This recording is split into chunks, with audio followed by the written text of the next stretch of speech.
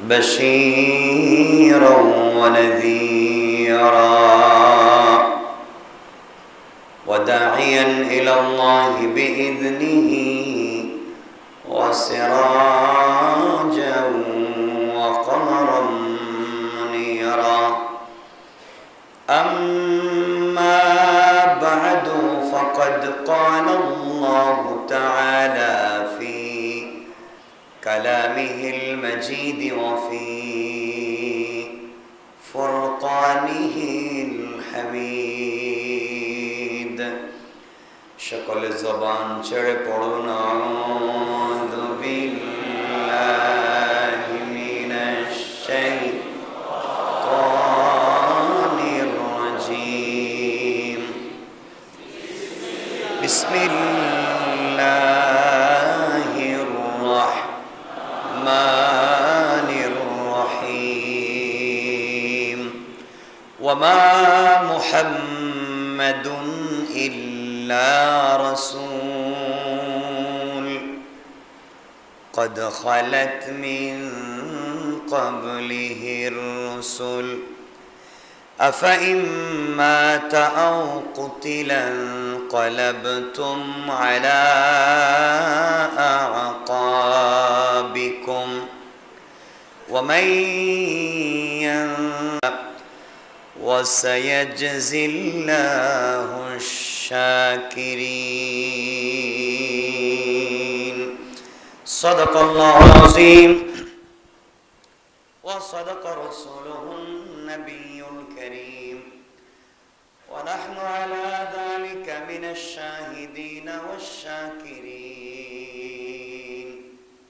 والحمد لله رب العالمين اللهم صل على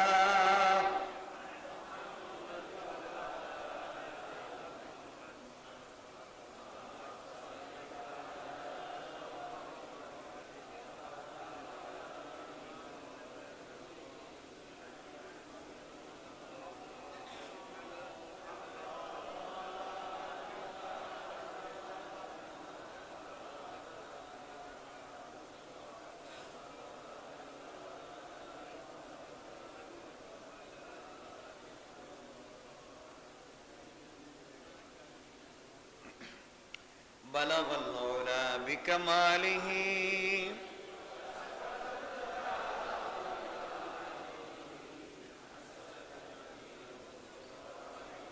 صلوا عليه وآله بلغ العلا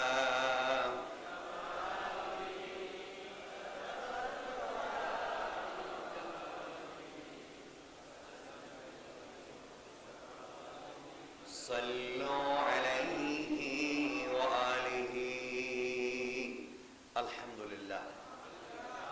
পাকের দরবারে শুকরিয়া যে আল্লাহ আজকের মোবারক তাফসীরে আমাদেরকে একত্রিত করেছেন শুকরগুজার হচ্ছি সবাই পড়ছি আলহামদুলিল্লাহ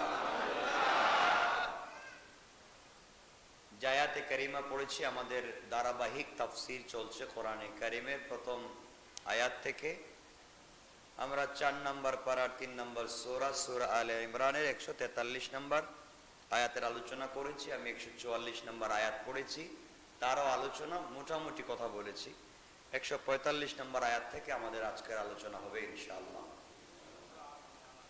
যে আয়াত পড়েছি ওখানে আল্লাহ বলছেন ওমা মুহাম্মাদুন ইল্লা রাসূল মুহাম্মদ তো শুধু একজন রাসূল আর কিছু নয় قد خلت من قبله الرسل ওনার আগে আরো অনেক রাসূল ছিলেন চলে গিয়েছেন তিনি এমনই একজন রাসূল অর্থাৎ এটার দুটো ব্যাখ্যা উহুদের যুদ্ধের সময় যখন রাসূল সাল্লাল্লাহু আলাইহি ওয়াসাল্লামকে আহত করা হলো সাহাবায়ে কেরামের মধ্যে গুজব রটিয়ে দেওয়া হলো যে মুহাম্মদ কাদ কুতিলা মুহাম্মদ সাল্লাল্লাহু আলাইহি ওয়াসাল্লাম মুহাম্মদ সাল্লাল্লাহু আলাইহি ওয়াসাল্লামকে হত্যা করা হয়েছে তিনি ইন্তেকাল করেছেন এই ঘোষণা শুনবার পরে সাহাবায়ে কেরামদের মনোবল ভেঙে গেল আল্লাহ বোঝাতে চাচ্ছেন তিনি একজন রাসূল আর কিছু না তিনি থাকলেও তোমাদেরকে দ্বীনের উপরে অটল থাকতে হবে তিনি না থাকলেও থাকতে হবে এই আয়াতটুকু রাসূল সাল্লাল্লাহু আলাইহি ওয়াসাল্লামের ইন্তেকালের পরে যখন ওমর ফারুক রাদিয়াল্লাহু তাআলা আনহু বলেছিলেন যে যে বলবে মুহাম্মদ ইন্তেকাল করেছেন তার শরীর থেকে মাথা আলাদা করে দেব, অর্থাৎ তাদের বিশ্বাস ছিল মুহাম্মদ সাল্লাল্লাহু আলাইহি সাল্লাম কেন মরতে যাবেন, তিনি তো মরবার জিনিস না। ওই সময় এই আয়াতটুকু হযরতে আবু বকর শুনিয়ে দিলেন এবং বললেন যে তিনিও তো তাদের মতো একজন রাসূল, তার আগে তো আর লক্ষাধিক আম্বিয়া কেরাম চলে গিয়েছেন, তিনিও চলে যাবেন এবং চলে যাচ্ছেন। তারপরেও আমরা যারা ইবাদত করি সেই রব তো কখনো জাননি, সুতরাং যারা আল্লাহর ইবাদত করে তারা বিশ্বাস করে আল্লাহ আজও আছেন, কিয়ামত অবধি থাকবেন। সুতরাং আমাদের বিশ্বাস এতটুকুন থাকা দরকার, আমরা ইবাদত করি কার? সবাই বলেন আল্লাহ আছেন এবং থাকবেন। কতদিন পর্যন্ত? কিয়ামতের পরে কে থাকবে? আল্লাহ থাকবেন না? নাউজুবিল্লাহ। আল্লাহ আছেন এবং সব সময় থাকবেন। আল্লাহ আছেন এবং সব সময় থাকবেন, এটা আমাদের আহলুস সুন্নাত ওয়াল জামাতের বিশ্বাস এবং এটাই আকীদা, এটাই মুসলিম জাহানের আকীদা। আল্লাহ ছিলেন, আল্লাহ আছেন এবং সব সময় থাকবেন, নাকি? আচ্ছা,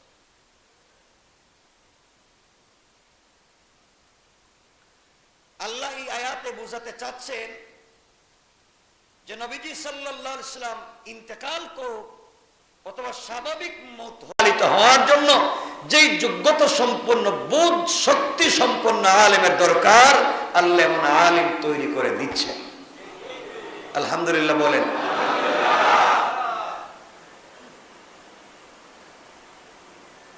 আল্লাহ বলছেন রাসূল সাল্লাল্লাহু আলাইহি সাল্লামের ইন্তেকালে তোমরা যদি পিছন থেকে চলে যাও তাহলে আল্লাহর কোনো ক্ষতি হবে না, ক্ষতি হবে নিজেদের। ক্ষতি হবে কার? আল্লাহ তাআলা বলছেন যারা কৃতজ্ঞ হয় আমি তাদেরকে সওয়াব দান করি। আল্লাহ রাব্বুল ইজ্জত ওয়াল জালাল বলছেন ও সায়াজজিল্লাহু শাকিরিন, যারা শুকরগুজার হয়, যারা কৃতজ্ঞ হয় আমি আল্লাহ তাদেরকে সওয়াব দান করি। সুবহানাল্লাহ বলেন। কাদেরকে? যারা কৃতজ্ঞ, যারা শুকরগুজার হয়, আল্লাহ তাদেরকে কি দেন? সওয়াব দান করেন, শুকরিয়া আদায় করার ফল দান করেন। বিপদ চলার পথে আসবে না? আসবে না? আসে না? বিপদ চলার পথে আসবে। বাবার কাঁধে ছেলের লাশও আসতে পারে, বাবার কাঁধে, দাদার কাঁধে নাতির লাশও আসতে পারে, না আসতে পারে না? বিপদ আসতে পারে।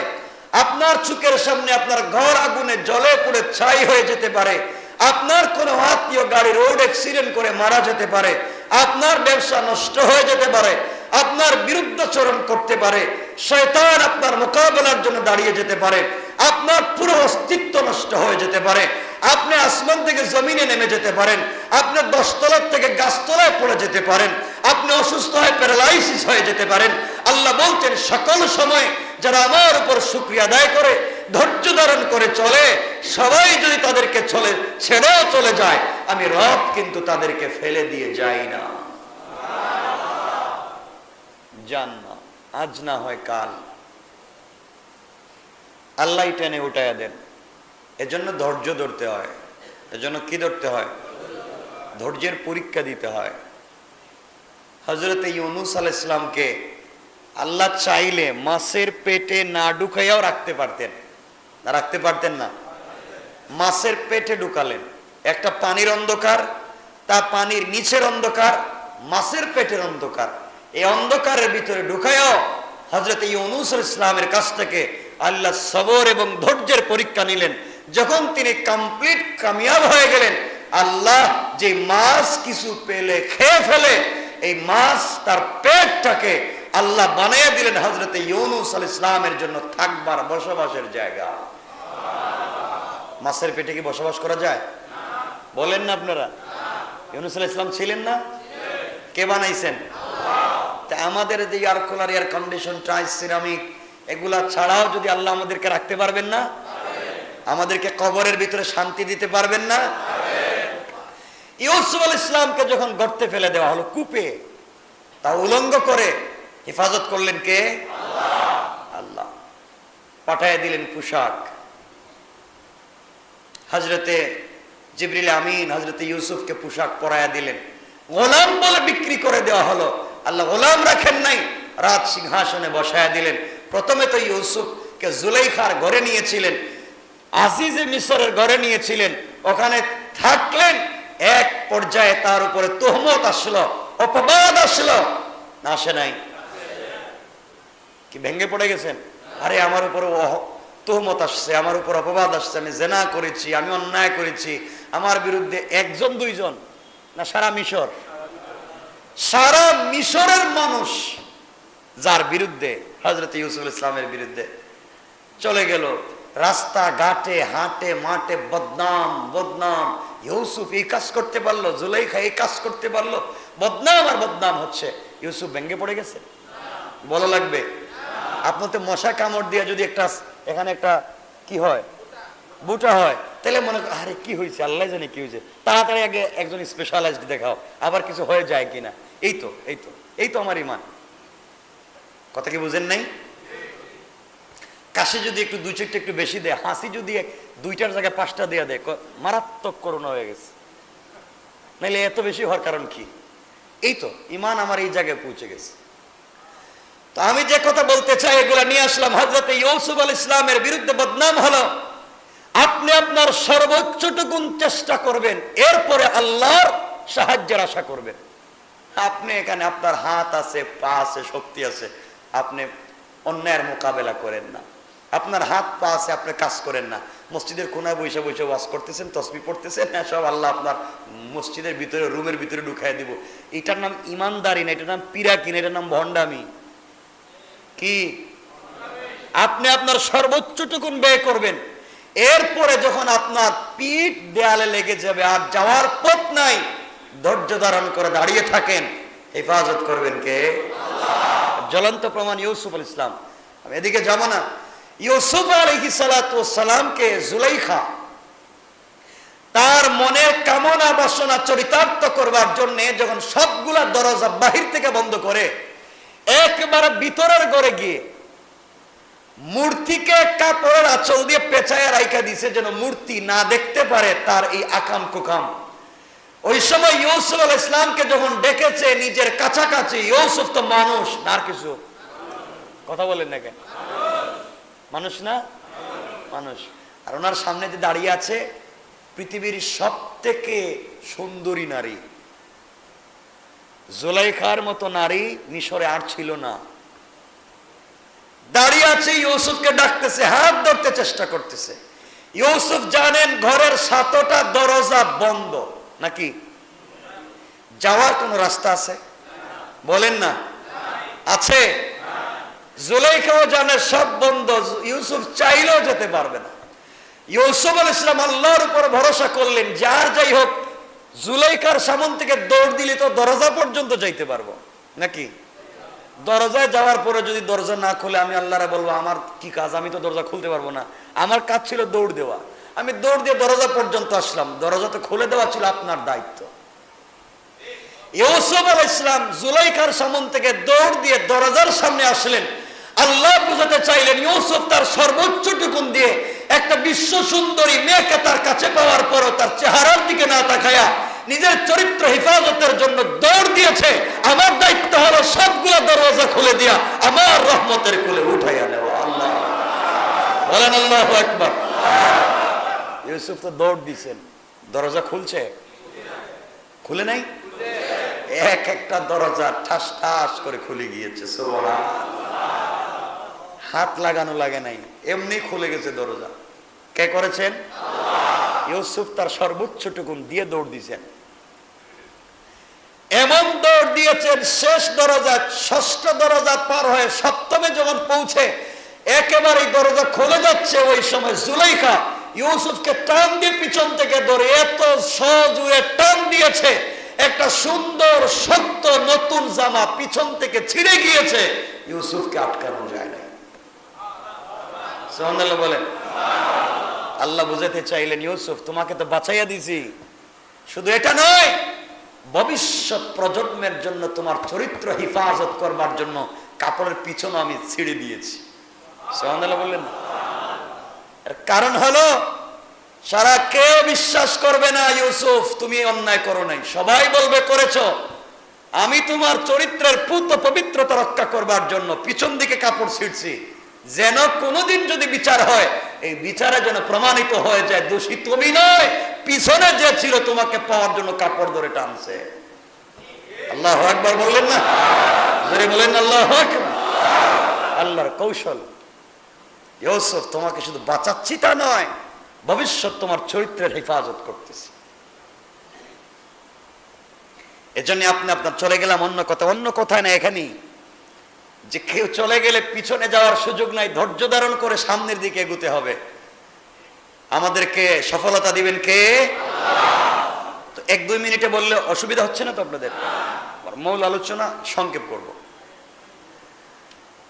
তো ইউসুফকে নিয়ে আমরা লম্বা আলোচনা করেছি, এখানে তাফসীর করেছি, লম্বা আলোচনা, কয়েক মাস নাকি 1 বছরই হয়তো করেছি সূরা ইউসুফের আলোচনা। আল্লাহ সুযোগ থাকলে আমাদেরকে আবার ইনশাআল্লাহ তাফসীরে যাব। যেটা বলতে চাই, এখানে গেলেন, যাওয়ার পরে জুলাইখা একদিকে শিক্ষিত মেয়ে, কি মেয়ে? তাও আজিজে মিশরের স্ত্রী, মিশরের সবথেকে সম্মানিত সম্ভ্রান্ত পরিবারের মেয়ে, অপরদিকে সবথেকে দামি পরিবারের বউ। চিন্তা করতেছেন? এই মেয়ে স্বামীকে যখন সামনে দেখছে, জুলাইখা কি বলবে যে আমি ইউসুফকে ধরছিলাম আমার চরিত্র নষ্ট করার জন্য? জুলাইখার সাথে সাথেই চেঞ্জ। এই যে আপনারা তো বুঝেন না যে সব মহিলারা না, এমনও মহিলা আছে সকাল বিকাল কালার পাল্টায়। আমি মনে হয় জান্নাতে বাস করতেছি, এটা কি মিথ্যা বললাম? সব না, খারাপ ভালো তো আছে, যে কোনো সময় তাকে চেঞ্জ দেখবেন, হঠাৎ করে চেঞ্জ হয়ে গিয়েছে। যে জুলাইখা ইউসুফকে পাওয়ার জন্য এত চেষ্টা করেছে, দরজায় গিয়ে যখন দেখছে নিজের স্বামী দাঁড়ায় আছে, দেখছেন স্বামী এই গোলামটাকে আপনি টাকা দিয়ে কিনে এনেছেন, আপনি আমার দাস বানাইয়া দিয়েছেন, আপনার স্ত্রীর সাথে কুকাম করবার জন্য ঘরের ভিতরে ঢুকছে, আমি ওরে পিটাইয়া বাইর করে দিচ্ছি। আরো আসতে বলেন নাউজুবিল্লাহ। এমন ঘটনা মনে আপনারা নতুন শুনলেন না, আরো শুনেছেন? আপনারা শুনবেন, ও আমার বন্ধু, আমার মামাতো ভাই, খালাতো ভাই আসছিল চা দেওয়ার জন্য, চলে গেছে। এমন গল্প শুনবেন আপনারা, হয়তো শুনে থাকবেন। তো যাই হোক, আজিজে মিশর কি অশিক্ষিত মানুষ? একটা দেশের আজিজে মিশর, মিশরের আজিজ, মিশরের প্রধান নির্বাহী, তিনি বিশ্বাস করতে পারলেন না। তিনি বুঝতে পারলেন এখানে জুলাইখার চেহারায় মনে হয় সে দোষী, কিন্তু স্ত্রীকে তো, এত বড় ফ্যামিলির মানুষ, স্ত্রীকে তো দোষী বলতে পারতেছেন না। আজিজে মিশর ইউসুফকে বলছেন, ইউসুফ তোমাকে তো এত বিশ্বাস করি, এই কাজটা কেমনে করলে?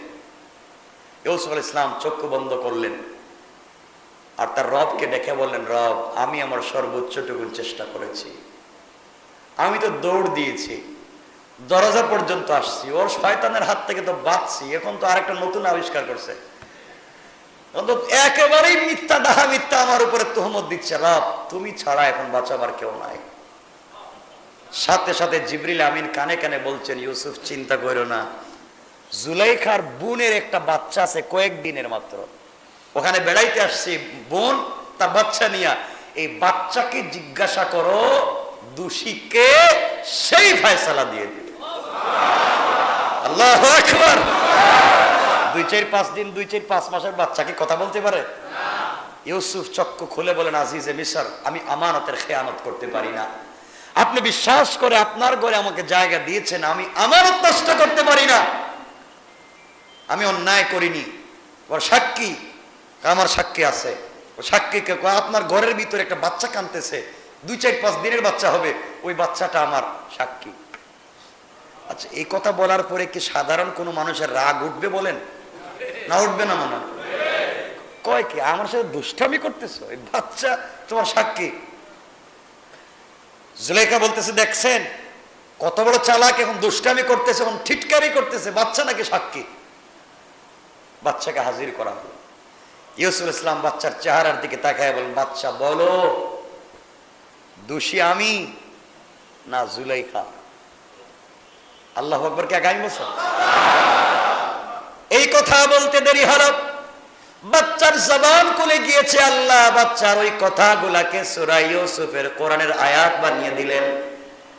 বাচ্চা ডাক দিয়ে বলছে, আজিজে মিসর, আপনি শোনেন, ইউসুফের জামার সামন দিকে যদি ছেঁড়া দেখেন তাহলে ইউসুফ দোষী, আর ইউসুফের জামার পিছন দিকে যদি ছেঁড়া দেখেন তাহলে ইউসুফ নির্দোষ, জুলাইখা দোষী। আল্লাহু আকবার। বাচ্চা কয়েকদিনের, সেও কথা বলতেছে। আজিজে মিসর আশ্চর্য, যারা সামনে ছিল সবাই আশ্চর্য, ব্যাপার কি? এই বাচ্চা কেমনে কথা বলে? আজিজে মিসরি হযরতে ইউসুফ আলাইহিস সালামের কাপড়ের সামন দিকে দেখে পরিপাটি, পিছন দিকে তাকায়া দেখে জুলাইখা টান যে দিয়েছিল কাপড়টা ছিঁড়ে এখনো জুলাইখার হাতের আংটিতে লেগে আছে। আল্লাহু আকবার। চরিত্র হেফাজত করলেন কে? এবার জুলাইখা আরেকটা পোল্টি মারছে, বুঝছে এখন তো নিজে বাঁচার কোনো পথ নাই, তাহলে তো আমি দোষী। শুনেন, যাই বলেন, ও বাচ্চাকে আর কথা বলতে পারো, মিথ্যা বলতেছে, আর বাচ্চা মনে হয় ভূতে ধরছে।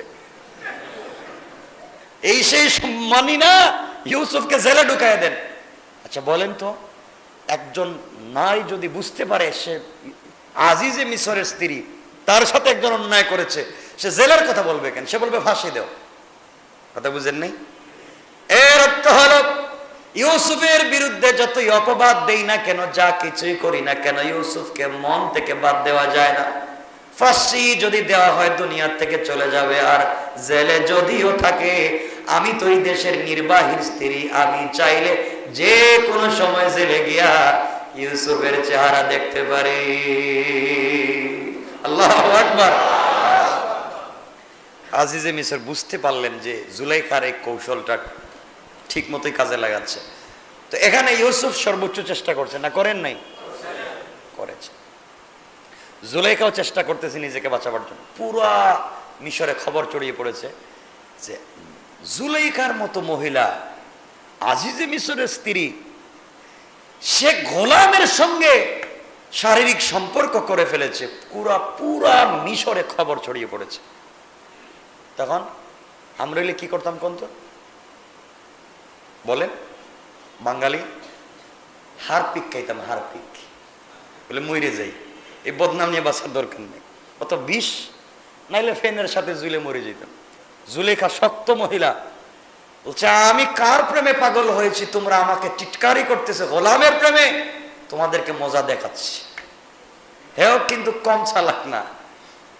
যাই হোক, এটা হচ্ছে আল্লাহর একটা ইচ্ছা। জুলাইখা একদিন হয়তো ঈমান আনবে, ইউসুফ আলাইহিস সালামের স্ত্রী হবে। এটা তো লম্বা ইতিহাস নাকি? ওটা আরো বহুত পরের জিনিস, ওদিকে আমরা যাচ্ছি না। আমি এখানে একটু মৌলিক বিষয়টা বুঝাতে চাচ্ছি।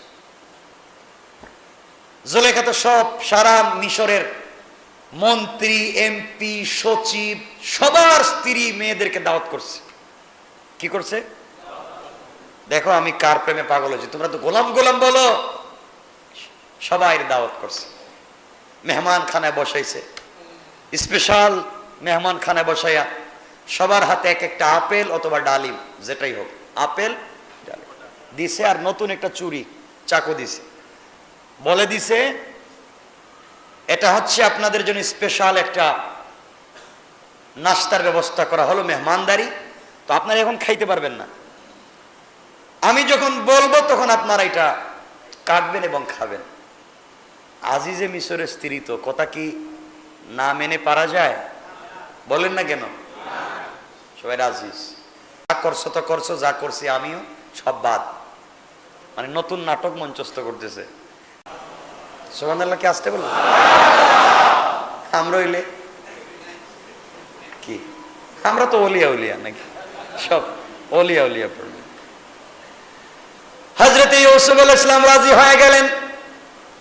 এক পর্যায়ে সকল নারীদের হাতে আপেল অথবা ডালিম উঠায়া নতুন চাকু দিয়েছে, দামি জায়গায় বসতে দিয়েছে। সবাই বসে আছে, শত শত মহিলা দুই সাইডে। সবাইকে বলে দিয়েছে একটা ছেলে ঘরের এদিক থেকে ওদিকে যাবে, ওই ঘর থেকে দরজা খুলে যখন বের হবে ওই সময় আপনারা আপেল কাটবেন অথবা ডালিম কাটবেন। হযরত ইউসুফ আলাইহিস সালাম ঘর থেকে বের হলেন, দরজা খুলে বের হলেন, হাঁটতে লাগলেন, ঘরের এই মাথা থেকে ওই মাথা পর্যন্ত যেতে লাগলেন। নারীরা ইউসুফের চেহারার দিকে তাকাইয়া যখন আপেল অথবা ডালিম কাটতে গিয়েছে, ডালিম কেটে নিজের হাত পর্যন্ত কেটে দিয়েছে, ইউসুফের চেহারার দিকে তাকাই আছে, চোখ ফেরাতে পারে না। আল্লাহু আকবার।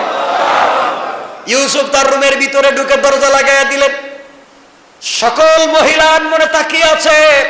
জুলাইখা বলছেন, কি গো তোমাদের কি হলো সখীরা, তোমরা কেন আপেল কাটতেছ না? সবাই তাকাইয়া দেখে আপেল কেটে হাত কেটে কাপড় সব লাল হয়ে গিয়েছে। জুলাইখা বলছে, কি ব্যাপার, তোমরা হাত কেটে ফেললে কেন? আপেল দিয়েছিলাম। মহিলারা ডাক দিয়ে বলছে, জুলাইখা ইউসুফকে দেখবার পরে তার চেহারার দিকে তাকাইয়া আমরা দুনিয়া ভুলে গিয়েছি।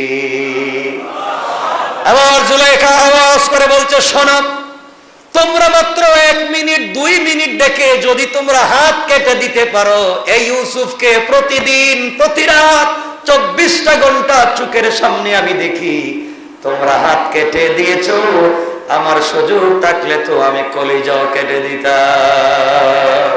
আল্লাহু আকবার। এখন দেখা যায় শুধুই জুলাইখা পাগল না, এখন সবাই দোষ এখন কার না, সবার উপরে দোষ চাপাইয়া দিচ্ছে। যাই হোক, আমি সেদিকে বলতে চাই না। এক পর্যায়ে হযরত ইউসুফ আলাইহিস সালামকে জেলে পাঠানো হয়েছে, দীর্ঘদিন পর্যন্ত জেলে ছিলেন। আমার বন্ধুগণ, যেই সময় তিনি জেলে গেলেন, আল্লাহকে বলছেন, আল্লাহ আমি তো আমার চরিত্র হেফাজতের জন্য জেল পর্যন্ত এসেছি, আয় আল্লাহ ওখানেও আমি থাকতে রাজি, যেন তোমাকে বলে না যে ধৈর্যের পরীক্ষা দিচ্ছি। দীর্ঘদিন পর্যন্ত থাকতে থাকতে ধৈর্যের পরীক্ষা দিয়ে যখন কমপ্লিট হয়ে গেলেন, একটা স্বপ্নের ব্যাখ্যা দেওয়ার সাথে সাথে বাদশা তাকে নির্দোষ প্রমাণ করে জেল থেকে বের করে প্রথমে কৃষি মন্ত্রী, এরপরে অর্থমন্ত্রী, এরপরে আজিজে মিশর বানাইয়া আল্লাহ গোটা মিশরের বাদশা ইউসুফকে বানাইয়া দিয়েছে। আল্লাহু আকবার। বোঝাতে চাইলাম ধৈর্যের ফল দিন শেষে মিষ্টি হয়। এজন্য যত বিপদ আসুক না কেন আমরা কি করব? ইনশাআল্লাহ বলেন, সবাই বলেন। এরপর আল্লাহ রাব্বুল ইজ্জত ওয়াল জালালের পরে বলছেন, ওয়া মা কানা লিনাফসিন আন তামুতা ইল্লা বিইذনিল্লাহি কিতাবাম মুআজ্জালা। আল্লাহ রাব্বুল ইজ্জত ওয়াল জালালের পরে রাতে বলছেন, শোনো মুসলমানেরা, আল্লাহর হুকুম ছাড়া দুনিয়ার জমিনে কেউ মরতে পারে না। সেজন্য একটা নির্ধারিত সময় রয়েছে, যে লোক দুনিয়ায় বিনিময় কামনা করবে আমি তাকে দুনিয়ায় দান করব, পক্ষান্তরে যে লোক আখিরাতে বিনিময় কামনা করবে আমি আল্লাহ তাকে এত বেশি দিব, কৃতজ্ঞ হব, যাক সে কোনোদিন চিন্তা করতে পারে না। আল্লাহ বলছেন, যারা ভালো কাজ করে দুনিয়া বিনিময় চায়, আমি আল্লাহ তাদেরকে দুনিয়ার বিনিময় দিতে পারি। যেমন ভিন্ন ধর্মের লোকেরা দুনিয়ার জমিনে কিছু মানবিক কাজ করে থাকে, মানুষের কল্যাণের জন্য কিছু কাজ করে থাকে, আল্লাহ তাদেরকে দুনিয়ার বিনিময় দান করেন। আর আল্লাহ বলেছেন, মুমিন মুসলমানেরা, তোমরা দুনিয়ার জমিনে যদি আমার উপরে ভরসা করে ধৈর্য ধারণ করে চলতে পারো, আর তোমরা যত ভালো কাজ করো এর বিনিময়ে যদি তোমরা আখিরাতে চাও, তোমাদের বদনাম, গীবত, শিকায়াত, সমালোচনা করা হলে ধৈর্য ধারণ করে তোমরা যদি আখিরাতে বিনিময় চাও, আমি আল্লাহ কথা দিলাম গোলাম রে, ইন্তেকালের আগে তোমার চরিত্রকে পুত পবিত্র সার্টিফাই করে দুনিয়ার জমিনে আমি আল্লাহ তোমার সম্মান ইজ্জত বজায় রেখে আখিরাতের জিন্দেগিতে তো সম্মান দিলাম। গোটা পৃথিবীর সম্মানিত মানুষদের সম্মান একত্রিত করে যদি এক পাল্লা রাখা হয়, কিয়ামতের দিনে দুনিয়ার জমিনে যারা ধৈর্য ধারণ করেছে সে যদি সুই পারা হয়, আমি আল্লাহ কিয়ামতের দিনে আমার কুদরতের হাতে তাকে জান্নাতের ফয়সালা করে তার সম্মানকে আমি আল্লাহ বাড়াইয়া দিলাম। এজন্য আমার বন্ধুগণ, দিন শেষে আল্লাহর উপরে ভরসা করতে হবে, আল্লাহর উপরে ঈমান রাখতে হবে, সকল কাজে কর্মে আল্লাহর উপরে ভরসা করতে হবে। মনে রাখবেন, দুনিয়ার পথে চলতে গেলে অনেক বিপদ আসবে, দুনিয়ার পথে চলতে গেলে অনেক অন্যায় আপনাকে ডাক দিবে, আলিঙ্গন করতে চাইবে। ধৈর্য ধারণ করেন, বিপদ থেকে মুক্ত হওয়ার জন্য আল্লাহর কাছে বলেন। আল্লাহ বলেছেন, গোলাম শোনো, বিপদ নাই পৃথিবীতে এমন কোন মানুষ নাই, তোমরা গোটা দুনিয়া যদি আমাকে দান করে দেও আমাকে খুশি করতে পারবে না গোলাম। কিন্তু গভীর রজনীতে দুনিয়ার মানুষ যখন ঘুমিয়ে যায়, কত সন্তান বাবার কোল জড়ায় ঘুমিয়ে যায়, কত সন্তান তার মায়ের কোলে ঘুমিয়ে যায়, কত স্ত্রী তার স্বামীর গলা জড়ায় ঘুমায়, কত মা তার বাবার গলা জড়ায় ঘুমিয়ে যায়। শোনো রে, ওই সময় আমি আল্লাহ ঘুমাই না, আমি আল্লাহ তোমার দরজায় দাঁড়িয়ে যাই গোলাম। ওই সময় ঘুম থেকে উঠে নিজের মনের ইচ্ছার কথা যদি আমাকে ব্যক্ত করতে পারো, আমি কথা দিলাম দুনিয়ার কোন মানুষকে সত্তার নামের খাতিরে আমিও জানাতে চাইবো না, দুনিয়ার কিছু মানুষকে বলতে চাইবো না। তুমি আমার কাছে যা বলবে আমি আল্লাহ তোমার সবগুলা কথাকে কবুল করে দুনিয়ায় বাস্তবায়িত করব এবং আখিরাতে বিনা হিসাবে জান্নাতের ওয়াদা দিয়ে দিলাম। এজন্য মনে রাখবেন মুসলমানেরা, গভীর রাত্রে সিজদার অনেক দাম। গভীর রাত্রে সিজদা দিয়ে শুধু সুবহান রাব্বিয়াল আলা বলে ক্ষান্ত হবেন না। সিজদায় গিয়ে আপনারা বলেন সুবহান রাব্বিয়াল আলা, আল্লাহ বলেন সুবহান আমি পবিত্র, আলা আমি বড়। আমি তো জানি আমি পবিত্র, আমি বড়, আবার বলতেছে সুবহান রাব্বিয়াল আলা। আল্লাহ বললেন গোলাম রে আমি জানি আমি পবিত্র, আমি বড়, এরপরে কি আবার কয় সুবহান রাব্বিয়াল আলা। আল্লাহ বলেন আমি তো জানি আমি পবিত্র, আমি বড়, এরপরে কি? আল্লাহু আকবার বলে দাঁড়িয়ে গেছে। আল্লাহ বলেন গোলাম এটা নয়, সিজদা করে তুই মনের কথা বল, কি বলতে চাস? সুবহান রাব্বিয়াল আলা বলার পরে কি বলতে চাও? নফল সালাত সুন্নাত সালাতে নিজের মতো নিজের ভাষায় কথা বলে চোখের পানি ছেড়ে যদি সিজদায় গিয়ে নিজের মনের কথা বলতে পারো, আল্লাহ বলেছেন গোলাম রে এমন সময়ে দুনিয়ার কেউ শুনবে না, তোমার কদম, তোমার মাথা যখন থাকবে আমার কদমে, আমার কান শুধুমাত্র তোমার কথা শুনবার জন্য অপেক্ষা করবে। আমি আল্লাহ কথা দিলাম গোলাম সিজদায় গিয়ে যা বলবে তাকে 100 গুণ বাড়াইয়া দেওয়ার ওয়াদা দিলাম। এজন্য গভীর রাত্রে আল্লাহর কাছে বলতে হবে। আল্লাহ রাব্বুল ইজ্জত ওয়াল জালাল এই জন্যই বলেছেন ওয়াসানাজজি শাকিরিন। আল্লাহ রাব্বুল ইজ্জত ওয়াল জালাল বলে দিলেন কৃতজ্ঞতাদেরকে আমি প্রতিদান দেব দুনিয়ার কোন মানুষের মাধ্যমে না, ফেরেশতার মাধ্যমে না। যারা কৃতজ্ঞ, যারা শুকরিয়া আদায় করে, তার একটা ছেঁড়া জুতা আছে তাতে সে শুকরিয়া আদায় করে, তার 50 টাকা দামের লুঙ্গি আছে ওখানেই শুকরিয়া আদায় করে, আর একজনের 1 কোটি টাকা দামের গাড়ি আছে, তার 5000 টাকা দামের বাইসাইকেল আছে ওখানে শুকরিয়া আদায় করে। আল্লাহ বললেন যারা আমার উপরে কৃতজ্ঞ থেকে শুকরিয়া আদায় করে তাদের প্রতিদান ফেরেশতাদের মাধ্যমে আমি আল্লাহ দেই না, তাদের প্রতিদান বরাদ্দ রেখে আমার হাতে দিয়া দেই। কোন সুবহানাল্লাহ। আল্লাহ রাব্বুল ইজ্জত ওয়াল জালাল আরো বললেন, এরপরে আল্লাহ রাব্বুল ইজ্জত ওয়াল জালাল আরো বললেন, আর তিনি বললেন বহু নবী ছিলেন যাদের সঙ্গী সাথীরা তাদের অনুবর্তী হয়ে জিহাদ করেছে। অনেক নবী ছিলেন যাদের সঙ্গী সাথীরা জিহাদ করেছে, আল্লাহর পথে তাদের কিছু কষ্ট হয়েছে বটে, কিন্তু আল্লাহর রাহে তারা হেরেও যায়নি। আল্লাহ বলেছেন এমন কিছু মানুষ আছে যারা আল্লাহর রাহে জিহাদ করে, আল্লাহর রাহে দ্বীন প্রতিষ্ঠার জন্য কষ্ট করে, কষ্ট করতে গিয়ে যদি তারা হেরেও যায়, বিজয় অর্জন না করতে পারে, আল্লাহ বলেন দুনিয়ার মানুষের কাছে তারা হেরে গিয়েছে, কিন্তু মানুষ জানে না তাদের ঈমানের কাছে গোটা দুনিয়া হেরে গিয়েছে। ঠিক কিনা বলেন? আমার বন্ধুগণ, আমার ভাইরা মনে করেন ঠান্ডার রাত্র যখন হয়ে যায়, ঠান্ডার রাত্রে আপনি ভালো করে কম্বল দিয়ে ঘরের ভিতরে হিটার ছেড়ে ঘুমিয়ে পড়েন, আজান হচ্ছে আপনার খবর নাই, আর একজন নামাজি আজানের সাথে সাথে ঘুম থেকে উঠে গেল, ঠান্ডা পানি দিয়ে ওযু করলো, আল্লাহর আওয়াজ, আল্লাহর ডাক তাকে ঠান্ডা পানি আটকাতে পারে নাই, ঠান্ডা তাকে আটকাতে পারে নাই, ঠান্ডার মধ্যে দাঁড়িয়ে গিয়েছে। আল্লাহ বললেন তাকে যখন দমাতে পারে নাই, দুনিয়া যখন ঠান্ডার কাছে আক্রান্ত হয়ে যায়, গোটা দুনিয়াবাসী ঠান্ডার কাছে, শীতের কাছে পরাজিত হয়ে যায়, কিন্তু একজন ইমানদারের কাছে শীত পরাজিত হয়ে যায়। ঠিক কিনা বলেন? আমার কথা কি বুঝতে পারতেছেন? আল্লাহ বলছেন এভাবে যারা করবে আর যারা সবর করবে, আল্লাহ রব্বুল ইজ্জতুল জালাল বলছেন তারা যদি সবর করতে পারে, আল্লাহ সুন্দর করে বললেন ওয়াল্লাহু ইউহিব্বুস সাবিরিন। যারা ধৈর্য ধারণ করবে, সবর করবে, আমি আল্লাহ তাদেরকে আমার কলিজা দিয়ে ভালোবাসি। সুবহানাল্লাহ বলেন না? আর জোরে বলেন না সুবহানাল্লাহ। যারা সবর করে তাদেরকে ভালোবাসেন কে? আল্লাহ। আমাদেরকে পৃথিবীর সকল মানুষ যদি খারাপ পায় আমাদের কিছু যায় আসে? এমন সময় কি করতে হবে আল্লাহ বলতেছেন, কষ্ট হচ্ছে না তো?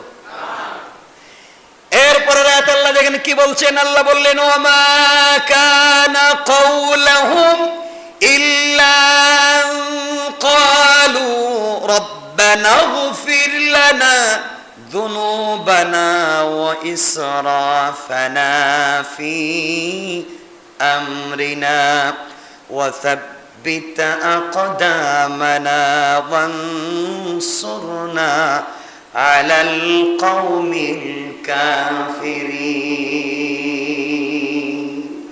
আল্লাহ রাব্বুল ইজ্জত ওয়াল জালাল বললেন আর তারা কিছুই বলেনি, তারা কিছুই বলতে চায়নি, তারা কিছু আমাকে শোনাতে চায়নি, লজ্জায় কিছু বলতে চায়নি, তারা শুধু বলেছে হে আমাদের পালনকর্তা রব, মোচন করে দাও আমাদের এই জিন্দেগির পাপগুলা।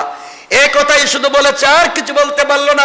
রব্বানা গফির লানা যুনুবানা, হে আমাদের পালনকর্তা আমাদের গুনাহগুলাকে মোচন করে দাও, যা কিছু বাড়াবাড়ি হয়ে গিয়েছে আমাদের কাজের মধ্যে। এরপরে বলছে ওয়া ইসরাফানা ফি আমরিনা, চলার পথে অনেক সময় বাড়াবাড়ি করে ফেলেছি আল্লাহ তাআলা, যতগুলা বাড়াবাড়ি করেছি তুমি আমাদেরকে এগুলার থেকে মুক্ত দান করো। এরপরে আমাকে বলছে, আল্লাহ বলছেন ওয়াসাব্বিত আকদামানা, আর বলেছে আল্লাহ তাআলা আমাদিগকে দৃঢ় রাখো, শক্ত রাখো। এই কথা বলবার কারণে আরো বলছে আমার কাছে ওয়ানসুরনা আলাল কওমিল কাফিরিন। আয় আল্লাহ তাআলা ধৈর্যের সর্বোচ্চ টুকুন পরীক্ষা দেব, আমাদেরকে কাফেরদের উপরে আমাদিগকে সাহায্য নাজিল করে দাও। আল্লাহ রাব্বুল ইজ্জত ওয়াল জালাল বললেন গোলাম যখন এইভাবে আমার কাছে অনুনয় বিনয় করে, কাকুতি মিনতি করে বলতে থাকে, আমি আল্লাহ রাব্বুল ইজ্জত ওয়াল জালাল রহমতের ফেরেশতাদেরকে জানায়া দেই, ফেরেশতারা শোনো রে, আমার গোলাম এত কষ্টে থাকবার পরে ধৈর্য ধারণ করেছে, সবর করেছে, এরপরে আমার থেকে মুখ ফিরিয়ে নেয় নাই, ঠান্ডার সময় দাঁড়িয়েও আমাকে সেজদা করতেছে, এত কিছুর পর আমি আল্লাহকে ভুলে যাই না, আমি আল্লাহ ভুলে গেলাম না। গোলাম আমার কাছে বলেছে আমি যেন তাদেরকে ক্ষমা করে দিই, তোমরা শুনে রাখো, শুধু ক্ষমা করে দিলাম তা না, আমল নামার মধ্য থেকে গুনাহগুলোকে ক্ষমা করে এই পরিমাণ সওয়াব তাদের আমল নামায় লিখে দিয়া স্পেশাল সার্টিফিকেট দিয়া দিলাম, বান্দারে তোর যতজন মন চায় ততজনকে শাফাআত আর সুপারিশ করে জান্নাতে নিয়ে যা। আল্লাহু আকবার বলেন। এজন্য আমার মুসলমান বন্ধুগণ, যারা দুনিয়ার জমিনে এভাবে চলতে পারে, আল্লাহর উপর ধৈর্য ধারণ করতে পারে, সবর করতে পারে, আল্লাহ বললেন এরপরে আয়াতে আল্লাহ বললেন ফাআতাহুমুল্লাহু সাওয়াবাদ দুনিয়া ওয়া হুসনা সাওয়াবিল আখিরাহ ওয়াল্লাহু ইউহিব্বুল মুহসিনিন। আল্লাহ রাব্বুল ইজ্জত ওয়াল জালাল বললেন অতঃপর যারা আল্লাহ তাদেরকে দুনিয়ার সওয়াব দান করেছেন এবং যথার্থ তাদের জন্য আখিরাতে পূর্ণাঙ্গ সওয়াব রেখে দিয়েছেন, আর যারা সৎকর্মশীল, আল্লাহ রাব্বুল ইজ্জত ওয়াল জালাল বললেন যারা সৎকর্ম করে, ভালো কাজ করে, আমি আল্লাহ তাদেরকে ভালোবাসি। আল্লাহ যাদেরকে ভালোবাসেন তাদের জন্য জান্নাত জাহান্নাম হারাম হয়ে যায়, আর তাদের জন্য জান্নাত ওয়াজিব হয়ে যায়। সুবহানাল্লাহ জোরে বলেন। আমরা কার ভালোবাসা চাই? বলেন। কি করা লাগবে? কৃতজ্ঞ থাকা লাগবে, ধৈর্য ধারণ করা লাগবে, আর কি? ভালো কাজ করা লাগবে। তিনটাই তো বলছি আলোচনার শুরুতে, বলছি কৃতজ্ঞ থাকতে হবে, 2 নম্বরে বলছি ধৈর্য ধারণ করতে হবে, আর 3 নম্বরে এসে বলছি ভালো কাজ করতে হবে। আল্লাহ বলেছেন ইউহিব্বুশ শাকিরিন, যারা শুকরগুজার করে তাদেরকেও ভালোবাসেন, যারা ধৈর্য ধারণ করে কৃতজ্ঞ হয় তাদেরকেও ভালোবাসেন, যারা ভালো মানুষ মুহসিন হয় ভালো কাজ করে আল্লাহ তাদেরকে ভালোবাসেন। আর আল্লাহ যাদেরকে ভালোবাসেন তারা কি জাহান্নামে যেতে পারে? বলেন। আল্লাহ আমাদেরকে কবুল করো, সবাই বলেন আমিন। আরো জোরে বলেন আমিন। এরপর আল্লাহ আরেকটা বিষয় শুরু করেছেন, ইয়া আইয়ুহাল্লাযীনা আমানু বলে, আতিউল্লাযীনা উতিউল্লাযীনা। আল্লাহ নতুন একটা বিষয় শুরু করবেন, আমরা এটাকে আর লম্বা করতে চাইনি। তো আমি যে কথা বলতে চাই মনোযোগ দিয়ে শুনবেন। আমাদের আরো কিছু কথা এই সময়ের ভিতরে, এই সময় আমাদেরকে আরো ভালো মানুষ হওয়া লাগবে ইনশাআল্লাহ। পারবো তো আমরা? সবাই বলেন ইনশাআল্লাহ। 1 নম্বরে আমরা কি করব? কৃতজ্ঞ হব। কি হব? কৃতজ্ঞ থাকব। 2 নম্বরে সকল বিপদে ধৈর্য ধারণ। 3 নম্বরে সব সময় ইনশাআল্লাহ। কয়টা কথা বলছি? মনে থাকবে তো ইনশাআল্লাহ? আমার কাছে অনেকগুলা প্রশ্ন আছে আপনাদের, আমি সবগুলা প্রশ্নের উত্তর দিতে পারবো না, যেহেতু আলোচনা সংক্ষেপ করতেছি। একটা প্রশ্নের উত্তর দেওয়ার জন্য, শুধু একটা। অনেকগুলা প্রশ্ন আছে যুবক ভাইদের, এগুলা যেহেতু মানুষ জানে না আমি জানাতে চাইনি। আপনাদের প্রশ্ন চাই, নচেত আমি আজও এটা বলতাম না। আমাকে বলা হয়েছে যে বাংলাদেশে কি একটা, আমি নিজেও জানি না এগুলো, আমি বুঝি কমে বলা, বিটিএস কি, ওইটা নিয়ে কিছু কথা বলবার জন্য। হয়তো অনেকে জানেন না, আমি জানাতেও চাইনি আপনাদেরকে। যুবক যারা আছে এরা মনে কিছু কিছু বুঝে। হ্যাঁ, আমি যে কথা বলতে চাই ওটা সহজ বাংলায় বলে দিই। ছেলেরা মেয়েদের মতো, মেয়েরা ছেলেদের মতো হতে চায় এবং থাকতে চায়, এটা ইসলাম সাপোর্ট করবে? আচ্ছা, তো এই কথাটা আমি আপনাদের কাছে সচেতনতার জন্য এই কথাটা আমি আলোচনা নিয়ে আসতে চাই। বিটিএস হলো এটা দক্ষিণ কোরিয়ার একটা ব্র্যান্ড দল, দক্ষিণ কোরিয়ার একটা ব্র্যান্ড দল। বিটিএস যাদেরকে বলা হয় ব্যাংটন বয়েজ বা আরো কোনো একটা জিনিস এভাবে বলা হয়। এদের উদ্দেশ্য যেটা হচ্ছে, তারা কিছু ছেলে যুবক যারা নারীদের মতো সাজগুজ করে বিভিন্ন কনসার্টে অশ্লীল অঙ্গভঙ্গি করে মানুষকে তাদের দিকে আকৃষ্ট করতে চায়, নারীদের মতো সাজগুজ করে। ছেলে নামে বলেন, তারা নারীদের মতো পোশাক পরে, নারীদের মতো লিপস্টিক দেয়, নারীদের মতো অর্নামেন্টস জুয়েলারি ইউজ করে। এভাবে যেই ছেলেরা মেয়েদের মতো হয়ে মেয়েদের পোশাক পরে নিজের স্ট্রাকচার বডিটাকে মেয়েদের মতো করে কনসার্টে, সমাজে, হাটে মাঠে সামাজিকভাবে যারা নিজেকে বের করতে চায়, প্রকাশিত করতে চায়, এদের উপরে আল্লাহর লানত, রাসূলের লানত, ফেরেশতাদের লানত। এরা জাহান্নামী যদি তওবা না করে। এজন্য এদের সাথে কখনো চলা যাবে না বা এগুলা দেখা যাবে না। আবু দাউদ শরীফের 4097 নম্বর হাদিস মনে রাখবেন। রাসূল সাল্লাল্লাহু আলাইহি ওয়াসাল্লাম হযরত ইবনে আব্বাস রাদিয়াল্লাহু তাআলা আনহু বর্ণনা করেছেন, রাসূল সাল্লাল্লাহু আলাইহি ওয়াসাল্লাম অভিশাপ দিয়েছেন যেসব নারী পুরুষের বেশ ধারণ করে এবং যেসব পুরুষ নারীদের বেশ ধারণ করে, এদের উপরে রাসূল অভিশাপ দিয়েছেন। হাদিসটা হচ্ছে আবু দাউদের 4097 নম্বর হাদিস। সুতরাং কোন পুরুষ যদি নারীর বেশ ধারণ করে, কোন নারী যদি পুরুষের বেশ ধারণ করে, এটা হালাল না হারাম? বলেন। আজ পুরুষেরা টাকনুর নিচে পোশাক পরে আর মেয়েরা টাকনুর উপরে প্যান্ট পরে। কথা বলেন না কেন? আজ পুরুষেরা নাকে ফুল দে, কানে দুল দে, ব্রেসলাইট লাগায়, নারীদের মতো হয়ে চলাফেরা করে, নারীরা পুরুষদের পোশাক ইউজ করে। এটাকে আপনারা যদিও বিভিন্ন সংস্কৃতি বলেন না কেন, ইসলাম এগুলাকে কখনো সাপোর্ট দেয়নি, ভবিষ্যতেও দিবে না। কথা কি বুঝতে পেরেছেন? এজন্য এগুলা করবেন না, ইনশাআল্লাহ বলেন। আচ্ছা, এই সমস্ত যারা বিটিএস বা যাই হোক, এরা নিজেদের শরীরে কিছু ট্যাটু অঙ্কন করে, বা এরা ছাড়া বিভিন্ন ছেলে মেয়েরা শরীরের মধ্যে ট্যাটু অঙ্কন করে, আছে না? দাজ্জালের এক চোখ নিজের হাতে পায়ে লাগাইয়া দেয়, আছে না?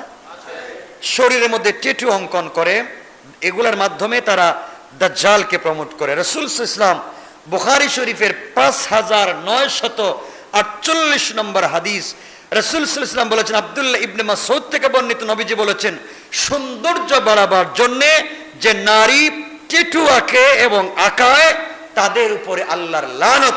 সৌন্দর্যকে বাড়াবার জন্য যারা ট্যাটু আঁকে এবং আঁকায়, আল্লাহ রাসূল বলেছেন তাদের উপরে কি?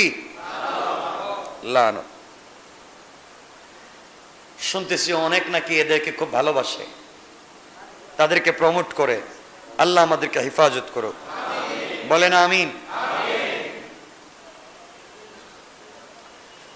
রাসূল সাল্লাল্লাহু আলাইহি ওয়াসাল্লাম আরেকটা হাদিসে, ইবনে ওমর থেকে বর্ণিত হাদিস, রাসূল বলেছেন, মান তাশাব্বাহা বিকওমিন ফাহুয়া মিনহুম। নবীজি বলেছেন, যে ব্যক্তি বিজাতির সাদৃশ্য অবলম্বন করবে সে তাদের দলভুক্ত গণ্য হবে। অর্থাৎ আপনি যার মতো চলতে থাকবেন, কিয়ামতের দিন তার মতো হয়েই আপনি উঠবেন। এখন আপনি কাকে ফলো করবেন, কার চরিত্র, কার আদর্শ ফলো করে উঠতে চাইবেন, এটা সিদ্ধান্ত আপনাদের। আমি আপনাদের উপরে চাপাইয়া দিতে চাই না। আপনি কি রাসূলের চরিত্র গ্রহণ করতে চান, আপনি কি আবু বকর ওমরের চরিত্র গ্রহণ করতে চান, কিয়ামতের দিন তাদের সাথে উঠবেন।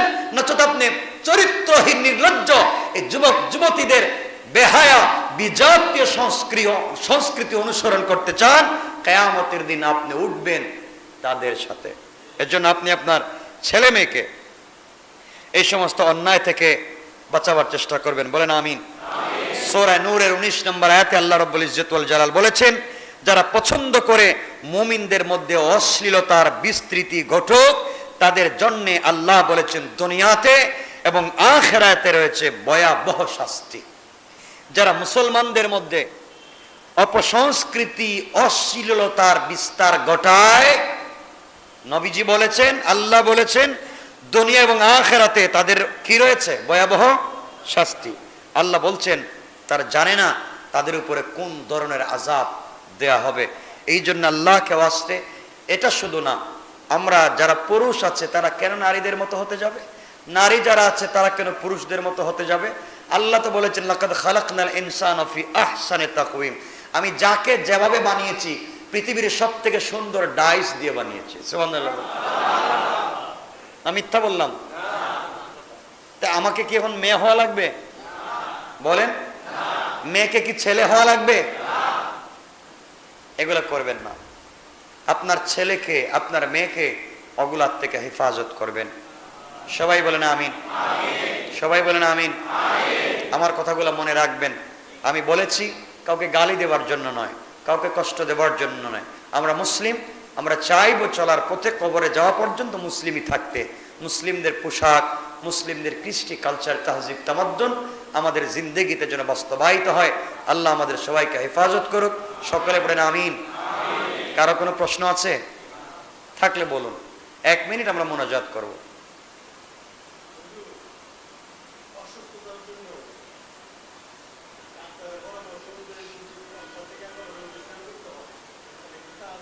হ্যাঁ, পড়ে নিতে পারবেন, অবশ্যই পড়ে নিতে পারবেন ইনশাআল্লাহ। কারো কোনো প্রশ্ন আছে? আমরা আলোচনা সংক্ষেপ করে দিচ্ছি, আমরা দোয়া করব এখন ইনশাআল্লাহ। কারো কিছু নাই?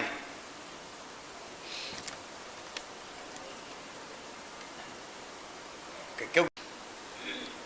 ইনশাআল্লাহ আমরা তো সবসময় তাফসীর থাকবো, আগামী তাফসীর আমরা সবাই আসবো তো ইনশাআল্লাহ। আমার জন্য দোয়া চাই, আপনারা আমার জন্য দোয়া করবেন, আপনাদের জন্য দোয়া করি। আগামী কালকে আগামীকালকে কয় তারিখ? 20 তারিখ। এখানে 15 তারিখ কেন? 15 তারিখ লেখা কেন এখানে?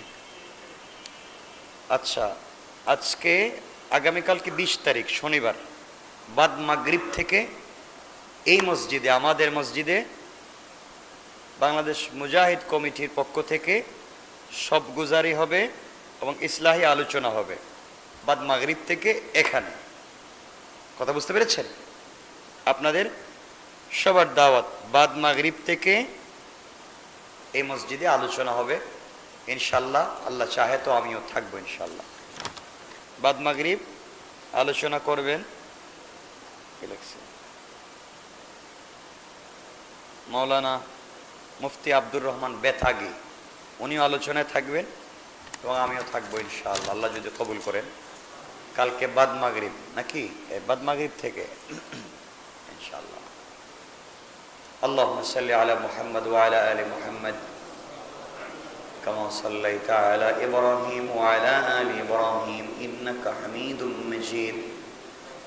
আল্লাহুম্মা বারিক আলা মুহাম্মদ ওয়া আলা আলি মুহাম্মদ কামা বারাকতা আলা ইব্রাহিম ওয়া আলা আলি ইব্রাহিম ইন্নাকা হামিদুম মাজিদ। আস্তাগফিরুল্লাহ ইন্নাল্লাহা গফুরুর রহিম। আস্তাগফিরুল্লাহাল্লাযী লা ইলাহা ইল্লা হুয়াল হাইয়ুল কাইয়্যুম ওয়া আতুবু ইলাইহি। লা হাওলা ওয়া লা কুওয়াতা ইল্লা বিল্লাহিল আলিয়্যিল আযীম। আমরা সবাই আসবার চেষ্টা করব কালকে ইনশাআল্লাহ। আল্লাহুম্মা আমিন। আলহামদুলিল্লাহিল্লাযী হাদানা লিহাদা ওয়া মা কুন্না লিনাহতাদিয়া লাউলা আন হাদানাল্লাহ। লাকাদ জাআত রুসুলু রাব্বিনা বিল হক। রব্বানা যালামনা আনফুসানা ওয়া ইল্লাম তাগফির লানা ওয়া তারহামনা লানাকুনান্না মিনাল খাসিরিন। রব্বানা আতিনা ফিদ দুনিয়া হাসানা ওয়া ফিল আখিরাতি হাসানা ওয়া কিনা আযাবান নার ওয়া আদখিলনাল জান্নাতা মা'আল মুত্তাকিনা ওয়াল আবরার। আল্লাহুম্মা ইগফির লানা ওয়া লিওয়ালিদাইনা রব্বিরহামহুমা কামা রব্বায়ানি সগীরা। আমনি গুনার বোঝা মাথায় নিয়ে হাত উঠে ধরেছি আল্লাহ তাআলা। সর্বপ্রথম গোটা জিন্দেগির গুনার উপর লজ্জিত হয়ে তাওবা করলাম। গুনে মায় গুনে আমাদের तमाम জিন্দেগির तमाम গুনাহগুলোকে তুমি maaf করে দাও। আয় আল্লাহ তাআলা, আমরা যারা হাত উঠে ধরেছি মুনিব, আয় আল্লাহ আমাদের হায়াতের মধ্যে বারাকা দান ফরমাও, আমাদের রিজিকের মধ্যে বারাকা দান ফরমাও, আমাদের অসুস্থতাদেরকে সুস্থতা দান ফরমাও, আমাদের বাচ্চাদেরকে আলিম হাফিজ বানাও। আল্লাহ আমরা যারা হাত উঠাইলাম, আল্লাহ মানুষ শয়তান জিন শয়তানের तमाम ওয়াসওয়াসা খারাপি থেকে বাঁচাও। আল্লাহ আপনি আপনার হাবিবকে বলেছেন মিনাল জিন্নাতি ওয়ান নাস, মানুষ শয়তান জিন শয়তান থেকে বাঁচাও। আল্লাহ আমাদেরকে বাঁচাও। আয় আল্লাহ, যেই সমস্ত মানুষেরা হিংসা করে আমাদেরকে বিপদে ফেলতে চায়, আল্লাহ তাদেরকে হেদায়েত দান ফরমাও। হিদায়াত না থাকলে নমরুদ ফেরাউনের মতো ধ্বংস করে দাও। ইয়া আল্লাহ, নমরুদ ফেরাউনের মতো ধ্বংস করে দাও। আয় আল্লাহ আমাদের সবাইকে তুমি কবুল করে নাও, আমাদের পরিবারকে তুমি কবুল করে নাও, আমাদের মা বাপ যাদের কবরে, মা বাবার কবরকে জান্নাত বানাইয়া দাও। আমাদের যাদের মাতা পিতা বেঁচে আছেন হায়াত বাড়াইয়া দাও, সুস্থ রাখো আল্লাহ। আল্লাহ এই মানুষগুলো তোমার খাস মায়ার বান্দাগণ। আয় আল্লাহ তাআলা বিভিন্ন জায়গা থেকে দৌড়াইয়া তোমার কোরআনের প্রেমে এসেছে। আয় আল্লাহ আমাদের এই বসাকে তুমি কবুল করে জান্নাত দিয়া দিও আল্লাহ। ইয়া আল্লাহ আজকের এই বসার মাধ্যমে ওসিলায় আমাদের জিন্দেগির গুনাহকে maaf করে দাও আল্লাহ। আল্লাহ তুমি আমাদের সবাইকে maaf করে দাও। আল্লাহ তুমি আমাদের সবাইকে maaf করে দাও। সাল্লাল্লাহু তাআলা আলা নবী ওয়া আলা আলিহি ওয়া সাহবিহি আজমাইন। وارحمنا معهم برحمتك يا أرحم الراحمين. السلام عليكم.